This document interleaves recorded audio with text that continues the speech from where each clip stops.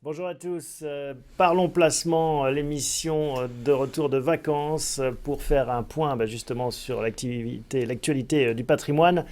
Une émission en direct sur la page Facebook de bienprévoir.fr.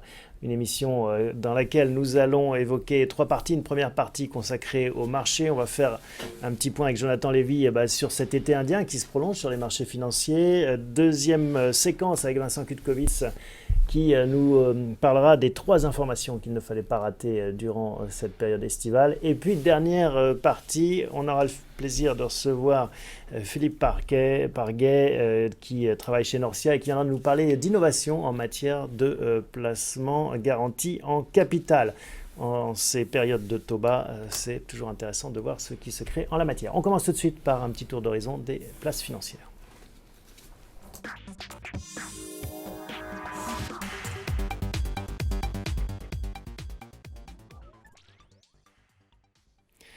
Jonathan Lévy, bonjour.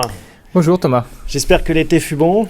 Très bon. En tout cas, il se prolonge dans le point de vue météorologique tout d'abord, et puis plus ou moins sur les marchés, même si on a eu quelques séquences un petit peu agitées ces dernières séances, mais globalement, on a un été indien encore. Oui, en tout cas, on a eu un été qui est bien meilleur que ce qu'on pouvait attendre, ce qu'on nous avait annoncé. Ouais. On s'était quitté sur le Brexit et sur la crise immobilière qui en avait découlé, donc c'était pas gagné que l'été soit bon. Et l'été a été... le Brexit, c'est plus un sujet. En tout cas, ils ont trouvé une façon intelligente en fait de le décaler. L'argument clé, c'est qu'il y a des élections importantes en France et en Allemagne en 2017, jusqu'en fin 2017. Et donc peut-être d'autres décideurs, on négociera avec d'autres interlocuteurs. On attend avant d'enclencher le Brexit, le fameux article 50. C'est une façon de botter en touche. On a mis un peu la poussière sous le tapis. Hein. On recule pour mieux sauter. Bon, en tout cas, c'est plus un problème pour les marchés à court terme. Actuellement, c'est plus un problème pour les marchés. Aux États-Unis, on avait aussi des craintes sur un éventuel ralentissement de la croissance économique, déjà depuis le 4e trimestre de 2015 et puis le premier semestre de cette année. Ouais. Cet été, on a eu quand même des bons chiffres, des fondamentaux économiques qui ont rassuré les marchés. Alors, c'est important et intéressant de noter qu'on n'a pas une croissance forte, mais on a une croissance modérée. Mais du coup, on s'attend à un cycle beaucoup plus durable. Donc, le cycle de croissance, il n'est pas exceptionnel par sa vigueur, par son ampleur, mais il est exceptionnel ça réagissait beaucoup plus violemment par sa durée, en fait. On a un cycle qui va durer, ça fait déjà 8-9 ans qu'on a une croissance économique positive aux États-Unis. On n'a jamais eu une croissance aussi longue. Et ça peut durer encore. Bon, et puis pour finir ce tour d'horizon, il y a les marchés émergents aussi à prendre en compte. Et les marchés émergents qui avaient, surtout au premier trimestre, un peu moins au deuxième, avaient beaucoup inquiété parce qu'il y avait à la fois la chute des matières pétrolières, la chute des devises locales face au dollar. C'était un cocktail qui était explosif pour les marchés émergents. Alors, on est un peu revenu là-dessus. Le pétrole est bien remonté par rapport plus bas. On est proche des $50. C'est favorable pour l'ensemble des pays émergents. Et donc, c'est ce qui explique toutes ces craintes plus ou moins dissipées, en tout cas moins vivaces qu'avant de partir en vacances, que l'été boursier s'est plutôt bien passé. Oui, tout à fait. Tout à fait, c'est bien ça. Qu'est-ce qu'on a sur la feuille de route, là, sur le programme des mois à venir? Alors là, la question essentielle, c'est que va faire la Fed, la BCE cette question presque également. Chaque mois. On l'a chaque mois. On ne sait toujours pas, en fait. Ça fait effectivement... C'est dingue, ça. Ça fait 1 an qu'on... Pourquoi est-ce qu'ils entretiennent ce flou à ce point? Ils ne savent pas eux-mêmes? Moi, je crois qu'ils ne sont pas d'accord entre eux. C'est la première fois, en fait, où il y a un tel désaccord entre les membres du comité de politique monétaire de la Fed. Donc, ils ne savent pas. Il y a 2 écoles. Avant, on disait qu'il y avait les faucons et les colombes. Maintenant, il y a les bad cops et les good cops. Il y a ceux qui sont pour la hausse des taux, ceux qui sont pour le maintien des taux bas, pour booster la croissance. Ce sont les good cops Oui, alors, bien sûr. Les bad cops, on les voit agir dès septembre, en fait. Oui, ils voudraient agir très vite parce qu'ils disent qu'on a pris du retard. Ils ont peur parce que l'inflation repart aux États-Unis, la croissance, l'emploi, les salaires sont repartis assez forts. Maintenant, toutes les tranches sont touchées par la hausse des salaires et ça peut provoquer un retour de l'inflation. Ils ont peur d'une hyperinflation. Bon. Même si on en semble loin pour l'instant, mais en effet, c'est une crainte. Et puis l'autre problématique qu'a la Fed, c'est qu'il y a les élections américaines, les élections présidentielles qui arrivent et qui toujours brouille un peu les cartes. Oui, puis on l'a vu encore récemment avec ce qui s'est passé. Avec le malaise d'Hillary Clinton. Le malaise d'Hillary, c'est très compliqué pour la Fed. La prochaine réunion donc, est la semaine prochaine, le 21-22 septembre. Ensuite, c'est mois de novembre. Mois de novembre, c'est l'élection présidentielle. Il est peu probable qu'ils veulent toucher la politique lors des élections. On ne sait pas du tout ce qui peut se passer. Septembre, bad cop, décembre, good cop. Voilà, c'est un peu ça le scénario. Vous avez un pronostic ? Je pense qu'ils vont attendre. Mais la question suivante, au-delà de septembre ou décembre, c'est surtout qu'est-ce qu'on va faire ensuite ? Est-ce qu'on est sur un scénario quel chemin de taux ? Est-ce que c'est un chemin de hausse rapide des taux vers 2%, 2,5% ou est-ce qu'on va refaire comme en 2016, uniquement une petite hausse des taux en décembre 2017 de 0,25 ? Si on suit votre raisonnement qu'on a changé de cycle économique, qu'on est dans une croissance peut-être durable mais à pente douce, on peut imaginer qu'il y ait une courbe des taux qui soit identique. On peut imaginer effectivement qu'il y ait une courbe des taux qui soit un peu plus vive, un peu plus élevée que celle actuelle. Actuellement, les marchés n'anticipent pas du tout ou très peu de hausse des taux. Ils sont peut-être un petit peu... ils sous-estiment en fait la hausse des taux là. Bon, une question plus proche de nous, la BCE, elle a un peu pas le même contexte, mais les mêmes interrogations sur le quantitative easing cette fois.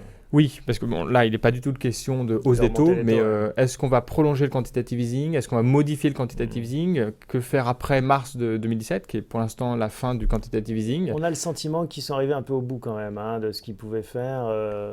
Ils sont un peu quand même... c'est un médicament qui est extrêmement puissant, parce que ça a quand même permis de faire remonter les encours de crédit. C'était le but. Les banques prêtent de nouveau à l'économie réelle. On le voit dans les chiffres, dans toute la zone euro et en France aussi. Donc ça, c'est positif. Maintenant, il y a des effets secondaires, comme dans beaucoup de médicaments puissants. Les effets secondaires, c'est la baisse des taux. Donc c'est un caractère aussi un peu déflationniste en soi. C'est défavorable pour les banques. Et donc c'est défavorable aussi pour l'économie. Et pour les assurances. Et pour les compagnies d'assurance. On va en reparler après avec Vincent et Philippe. Avec des conséquences sur aussi l'échange euro-dollar. Oui, voilà, et ça aussi c'est un élément important quand même. Si vous investissez dans des entreprises qui sont sur différentes places économiques, monétaires, c'est pas neutre d'avoir un euro un dollar à 1 euro ou un dollar à 1,20. Donc c'est une question qui est essentielle pour les marchés. Bon, je vous rappelle qu'on est en direct sur la page Facebook de bienprévoir.fr. Vous pouvez nous poser vos questions tout au long de l'émission. C'est pour ça qu'on est en direct. On arrive donc à la conclusion de cette première séquence sur les marchés financiers. Qu'est-ce qu'on peut attendre comme perspective ? Alors, je pense qu'en fait, on a quand même une perspective où on va un peu stabiliser les politiques monétaires accommodantes, en tout cas du côté de la BCE. On va être moins généreux. On va être moins généreux. On n'en fera pas plus, en tout cas, comme on a pu le craindre à un moment donné. Et ça va être favorable, le cycle de hausse des taux, qui est juste au début, il n'y aura pas une forte hausse des taux en Europe ou dans la zone euro, mais ça va être favorable, et notamment pour les banques en fait. Les banques sont extrêmement sous-valorisées par rapport à d'autres secteurs, par rapport aux valeurs cycliques, par rapport aux valeurs de croissance. Qu'est-ce qui pourrait faire qu'il y ait une convergence, il y a un rattrapage ? C'est ce début de hausse des taux. On a commencé à le voir d'ailleurs, le Bund, le taux à 10 ans allemand, est devenu positif. Passé en territoire positif, c'est très symbolique. Pas arrivé depuis un moment. Et en effet, c'est peut-être le signe d'un frémissement. Et donc ça, au-delà des banques, ça pourrait avoir un impact sur les marchés financiers européens ? Oui, ça pourrait en avoir un impact parce que, sans rentrer dans les différents mécanismes, on pense qu'il pourrait y avoir maintenant, dans un scénario avec plus d'inflation, ça devrait être favorable pour les marges des entreprises pour répercuter la hausse des coûts dans les prix et donc avoir des meilleurs résultats. On peut anticiper de meilleurs résultats en 2017. Bon, et donc signe que l'économie aussi est un peu plus robuste qu'on pourrait le craindre. Oui, tout à fait, oui. C'est ce qu'il faut espérer. Merci Jonathan de nous avoir présenté ce petit bilan financier au retour de vacances. Et puis on se retrouve dans un mois pour voir comment tout cela évolue. Merci beaucoup. On Avec passe plaisir. À notre seconde partie et on retrouve Vincent Kutkowitz.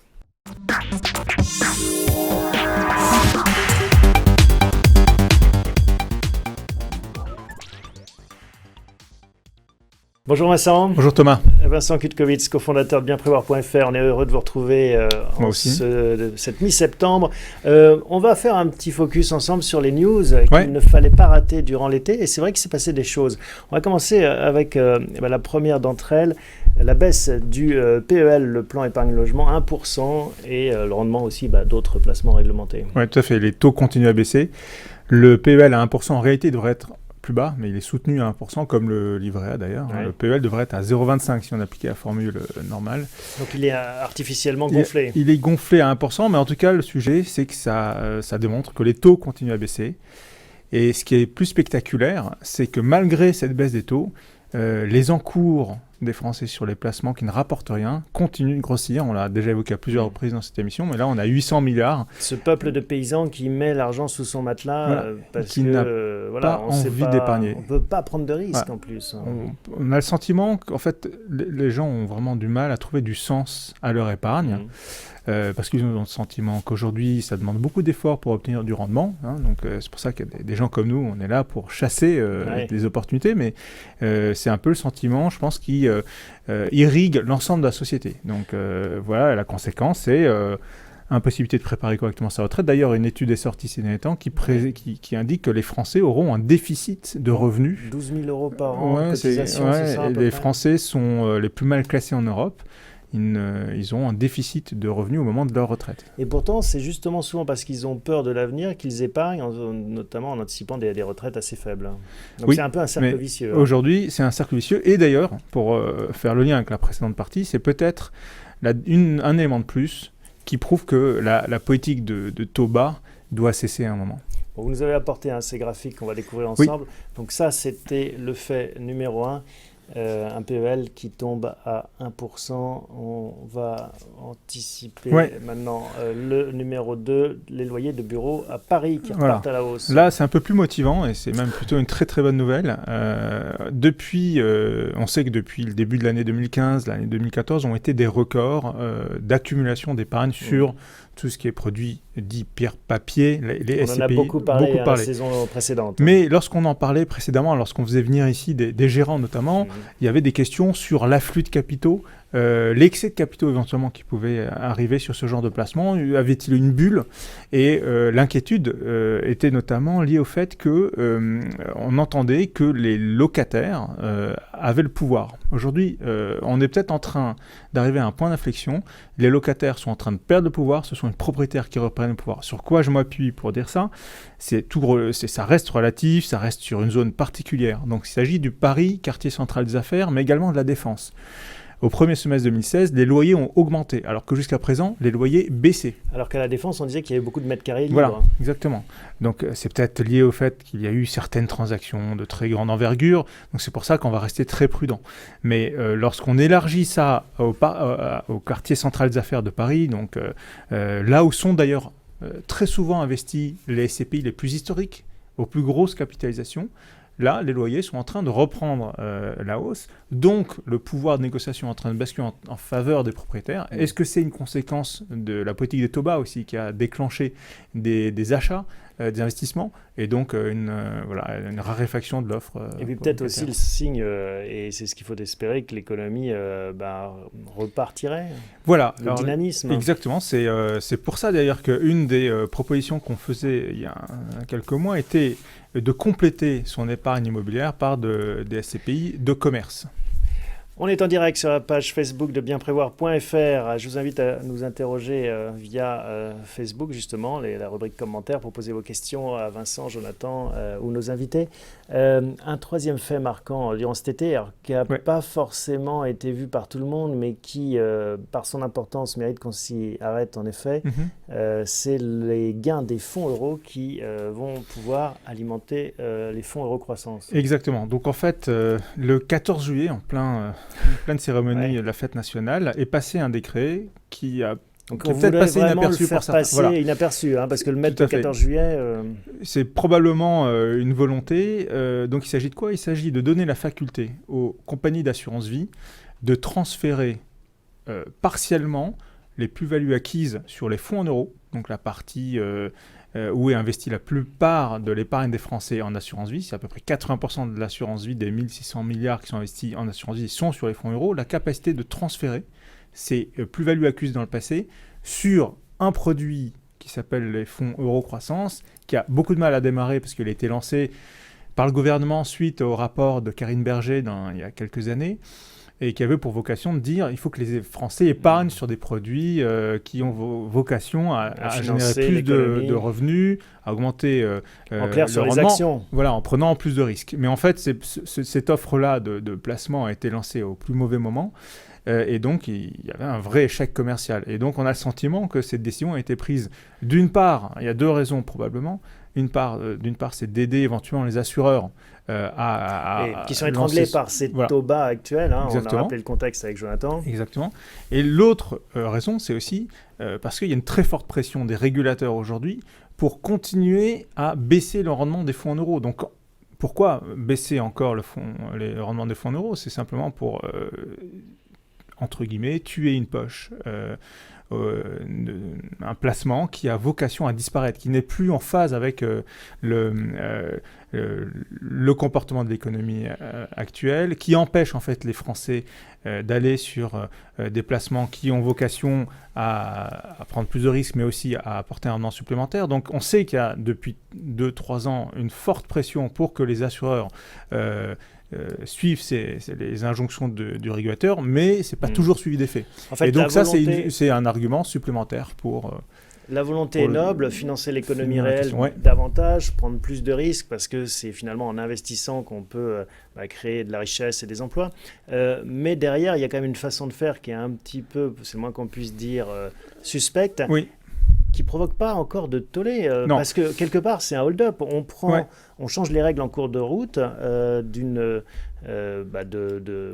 d'un produit financier pour en faire autre chose. Ça envoie effectivement un très mauvais signal, je pense, aux épargnants qui peuvent avoir un doute en fait sur ce qui est fait avec leur argent. Mais ça sera intéressant de voir, première chose, qui va suivre le mouvement, puisque c'est facultatif, c'est pas obligatoire. C'est une possibilité. Il sera intéressant de voir quelles sont les compagnies qui vont le proposer. Ça sera, de ce fait-là, ça permettra à certains épargnants de faire un tri entre les compagnies qui suivent ce genre de mouvement et celles qui ne le suivent pas. Et d'autre part, probablement que ce sera très difficile commercialement à prendre comme décision. Donc, il n'est pas sûr que ce soit suivi d'effet, mais c'est en même temps une décision politique qui a tendance à ne pas créer de la sérénité dans le domaine de l'épargne, alors que pour que ce mouvement se fasse, il faut créer la sérénité. Encore une instabilité supplémentaire, en effet, qui n'est pas propice à la confiance dans les règles et donc finalement au business en général, parce que c'est quand même un des socles du business, la confiance. Oui, mais c'est justement, il y a des gens qui ont des réponses, et c'est ce qu'on va voir dans la troisième partie, qui permettent justement de contourner ces sujets-là. Après, c'est pour ça qu'il est important d'avoir, pour travailler en confiance, d'avoir une relation de proximité avec quelqu'un, un conseiller, qui lui a vocation à les trier, faire le tri dans les contrats, faire le tri dans les offres, et qui permettent d'éviter ce genre de désagrément. Et ben voilà, vous m'avez trouvé la transition. Justement, on va mettre un terme à ce suspense en appelant Philippe Parguet, qui va nous expliquer comment est-ce qu'on peut encore innover dans ce contexte de taux bas avec une réglementation qui évolue. Merci Vincent. Avec plaisir. À bientôt. Merci.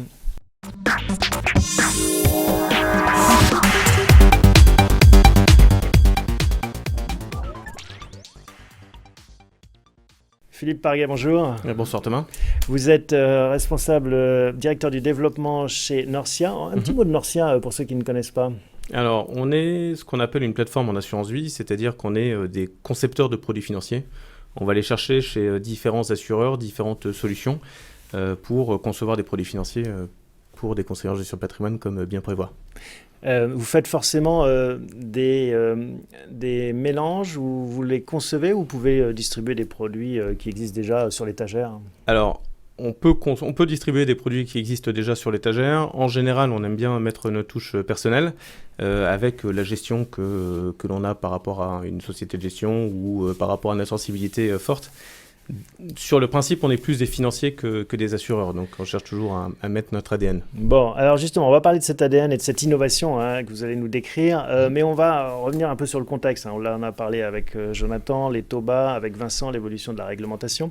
Dans ce contexte, comment est-ce qu'on peut voir l'évolution des fonds euros dans les mois, les années qui viennent ? Alors, je vais dire un peu comme elle a été sur les dernières années. Depuis que les fonds euros existent, en général, sur l'historique récent, les taux baissent, Ouais. la rentabilité baisse pour les clients. Je me souviens, il y a quelques années, tout le monde s'alarmait de descendre en dessous des rentabilités de 5. Aujourd'hui, on est sur une rentabilité moyenne à 2,2%. Avec pas d'inflation, il faut le rappeler. En 2015, en sans réel, inflation. bon, c'est Tout à quand fait. même quelque chose, mais ça ne fait que descendre. Ça ne fait que descendre. Et aujourd'hui, cette année 2016, je pense, tous les signaux sont là pour dire qu'il est possible qu'on descende en dessous des 2% en termes de rentabilité moyenne. Et de manière assez logique, puisque les fonds euros sont constitués majoritairement d'obligations. Aujourd'hui, le 10 ans français en séance aujourd'hui est à 0,18.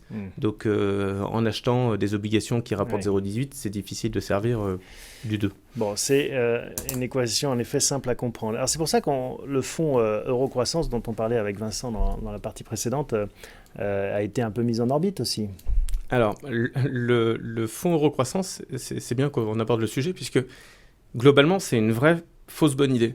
Dans l'idée du concept, le concept de l'eurocroissance, c'est de garantir le capital un peu plus tard, à horizon de 10 ans, 15 ans, 20 ans. Il y a plusieurs formules qui ont été... Pour retrouver une marge de manœuvre financière, une flexibilité qui permette de prendre davantage de risques. Tout à fait. Donc l'idée, c'est de dire, je ne garantis plus le capital au jour le jour, ce qui est le principe du fonds euro. Je ne le garantis que dans 10 ans. Et comme ça, j'ai une latitude pour prendre un peu de risque et chercher un peu plus de performance. Pourquoi c'est une fausse bonne idée ? Le problème est le suivant, c'est qu'aujourd'hui, les obligations ne rapportent rien.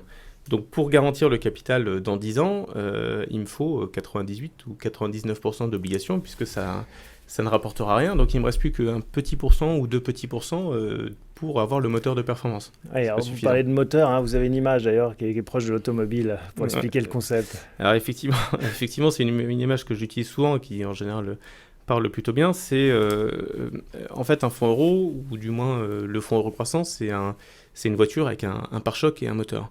Donc si les obligations sont sur des rentabilités qui sont basses, on a besoin d'un énorme pare-choc pour garantir le capital et il ne reste plus de place pour le moteur, donc on a un tout petit moteur. Donc on se retrouve avec un véhicule qui n'avance pas bien. Alors c'est là où entre en ligne de compte votre ingénierie, votre savoir-faire et cette innovation que vous allez nous proposer. C'est un fonds d'un nouveau type, c'est une création ? Oui, tout à fait, oui.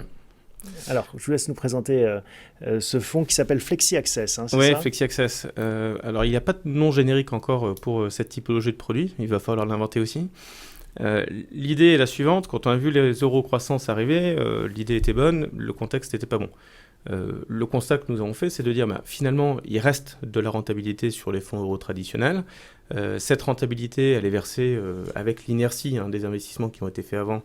Cette rentabilité est versée au fil de l'eau, au fil du temps aux épargnants. C'est-à-dire que pour être clair, ce sont des fonds qui ont un historique et donc qui ont été souscrits avec des rendements plus élevés et qui bénéficient sur la durée de ces hauts rendements. Il y a un effet d'inertie. On peut imaginer un grand paquebot qui s'élance sur la mer.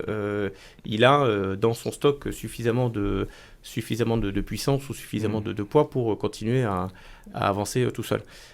Aujourd'hui, tous les investissements qui ont été faits avant rapportent un peu, donc utiliser ce reliquat de performance ou cette performance qui est encore existante dans les fonds euros pour essayer de chercher cette performance supplémentaire. Donc en fait, on prend l'historique de l'investissement pour chercher de la performance.